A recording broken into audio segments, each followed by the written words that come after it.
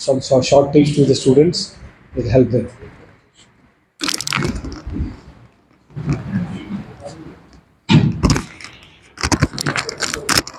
Jai Hind everyone.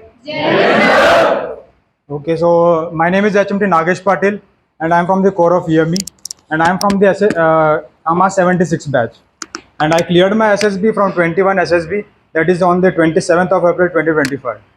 Now, firstly, before telling you about the achievement what I have done, before that I would like to thank the AMAS faculty because what they have been tirelessly putting effort on each and every student. So it is because of their faculty that we are coming here and these boards are getting filled up. So I believe from you all that you are also give a positive response to all the effort which they have been putting in onto the each and every student who is studying here. Now coming to my preparation, how I have prepared myself.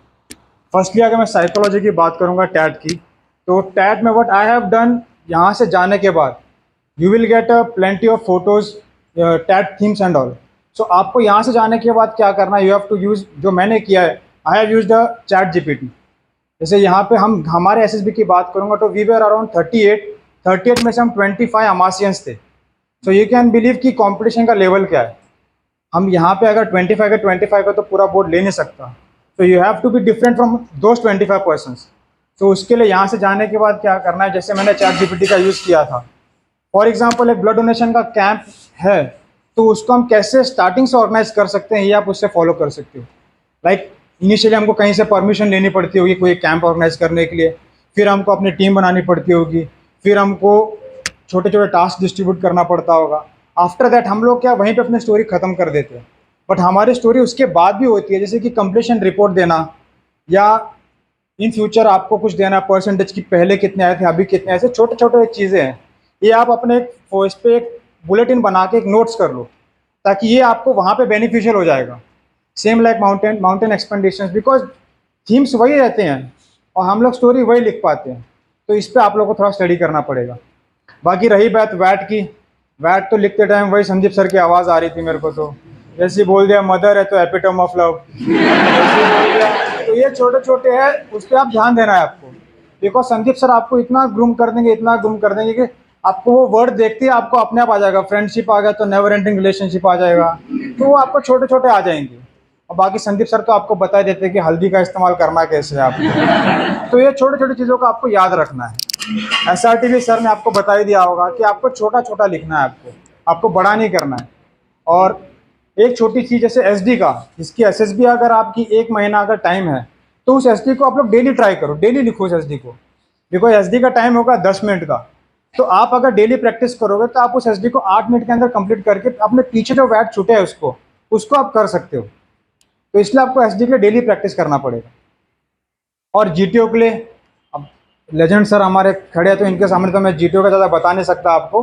But फिर भी जो GTO के लिए मैंने क्या जो data diary है, ये आपकी कहाँ पे बेनिफिशियल होगी, आपके ड्यूरिंग योर ग्रुप डिस्कशन. अब ग्रुप डिस्कशन में कोई आपका डेटा एग्जैक्ट तो देखेगा नहीं, but it should be like some around near around होना चाहिए. तो ये आपका तभी बेनिफिशियल होगा when you are going in good touch with the data diary. इसको मेंटेन करो. और लेक्चरेट की प्रिपरेशन से मेरा तो प्रॉब्लम ये हो गया था कि जैसे लेक्चरेट मैंने 4th टॉपिक चूज़ किया था, से लीड चूज़ किया था.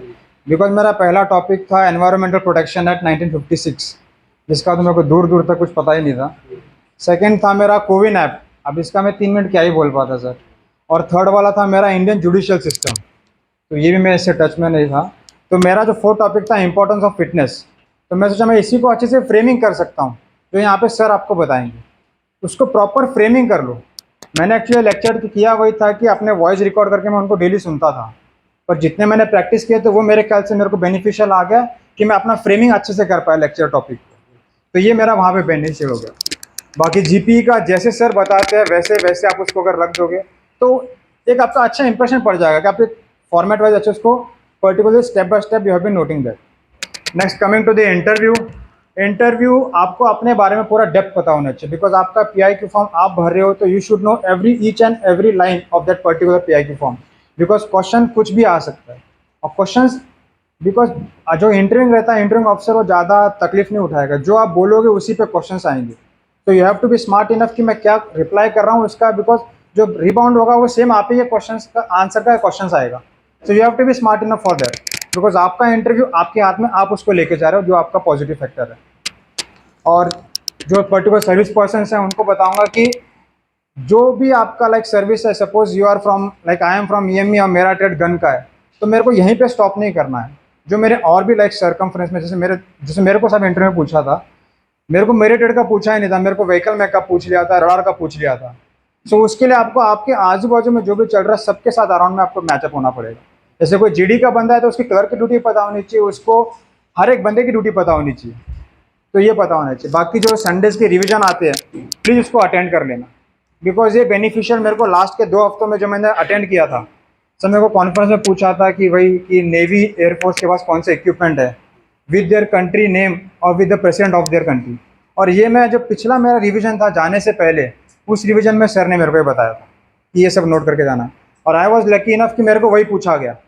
तो ये क्या मेरा पॉजिटिव इम्पैक्ट हो गया था कि I was like able to give a good question to the interviewing officer.